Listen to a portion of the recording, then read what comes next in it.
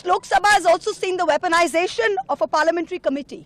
इस लोकसभा ने ये भी देखा है कि किस तरह एक संसदीय समिति हथियारबंद बना दी गई है।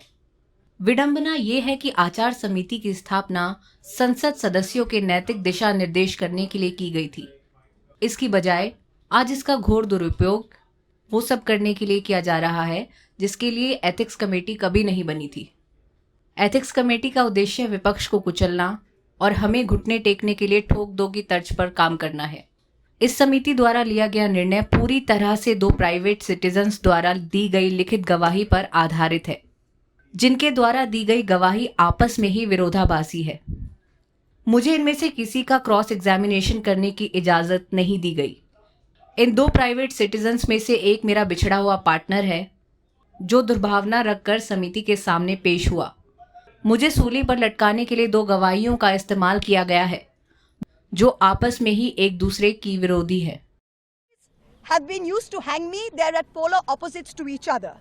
जो जिसने आरोप लगाया वो दुबई में बैठे हुए हैं, उन्होंने स्टेटमेंट दे दिया, उसके आधार पे आपने निर्णय ले लिया। तो ये कहीं ना कहीं एक जो नेचुरल कोर्स ऑफ जस्टिस है उसके खिलाफ गया है।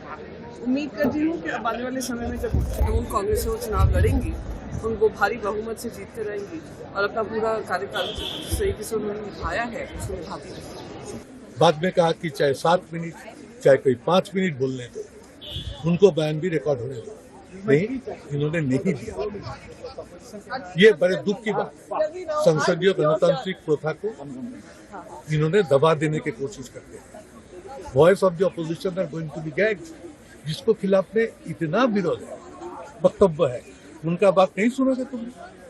ऐसा नहीं होता कभी। और सबसे बड़ा बात है, इंडिया का जो एलिस पार्टीज है वो सब एकजुट हो गए और एक साथ बोला, एक साथ गांधी मूर्ति का लिखा था। सदन में भी बात कही कि मौका दिया जाना चाहिए था, लेकिन नहीं दिया गया। क्या कहेंगे? 2005 के भी देखो, 2005 की मुद्दा और आज की मुद्दा अलग है। मैंने ये भी उठाया कि चौक और चीज में फर्क होना चाहिए। उस समय स्टिंग ऑपरेशन सारे तथ्य सबूत सामने थे। इस समय एक अंदाज, एक सोच पे करा दिया गया और ये बदले की भावना से किए गए। बिल्कुल साफ है। अब मैं नहीं, 2 दिसंबर को आप देख लो। 2 दिसंबर मैंने जो पत्र लिखी थी उसी की आप थोड़ा पढ़ लो। आज भी सब सांबादिक के पास है। मैं स्पीकर साहब को लिखी थी 2 दिसंबर। आज भी वही राय है मेरा।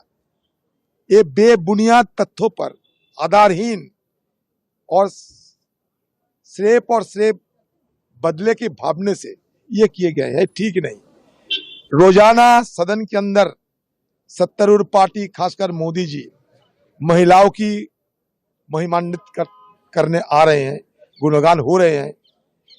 और देखिए, आज ये नए सदन में सबसे पहले महिलाओं को बलि पे चढ़ाया गई।